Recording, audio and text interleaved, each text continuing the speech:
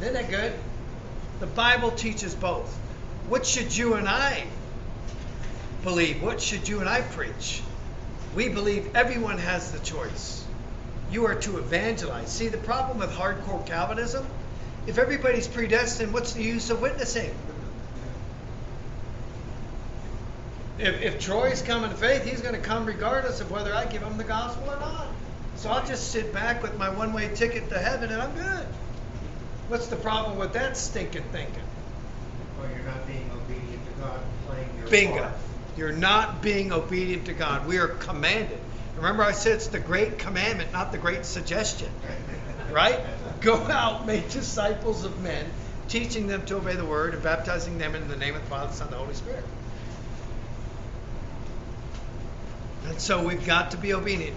Look, Barnhouse, Donald Gray Barnhouse, I love that guy. When I first became a believer, I listened to a lot of his messages.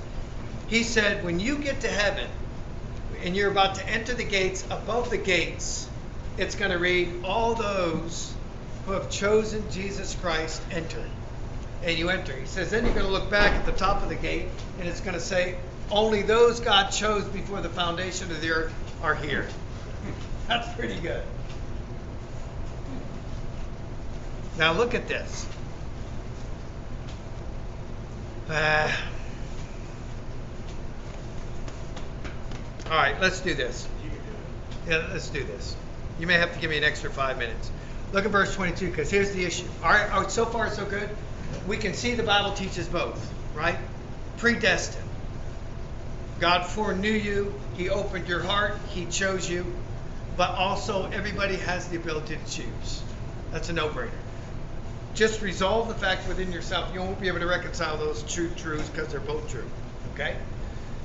So if they're true, if God predestined some to heaven, he must predestine some to hell. And they use this verse. Watch this. What if God, choosing to show his wrath and make his power known, bore with great patience the object of his wrath, prepared for destruction? Circle that word. That's a harsh verse. What if God, choosing to show his wrath, predestined some to go to hell just because he's a mean God? He just wanted to show his wrath. Verse 23, what if he did this to make the riches of his glory known to the object of his mercy, whom he prepared in advance for glory? Circle the word prepared there. In the English, they're both the same word, right? In the Greek, they're different words. And they're different tenses in the verb. Huge difference. All right, you ready? We're going to go a little deep.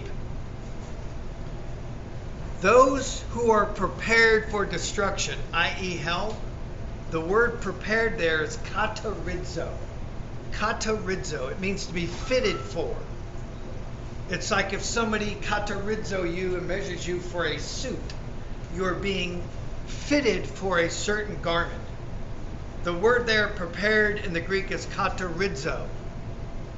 Now you have three voices or three tenses of verbs in the Greek. Again, you don't see this in the English. You have the active voice, the middle voice, and the passive voice. The active, the middle, and the passive. Active is something you wholeheartedly choose. Middle voice is you have a choice. You can go one way or the other. And passive, it's done to you. Did you catch that? So passively, it's done to you outside of any of your choosing or any of your abilities. The middle voice, you're in the middle. It's presented to you, you have a choice. Active means you've just chosen. You're just going in this direction and only that direction. You follow me? Guess what voice the word kat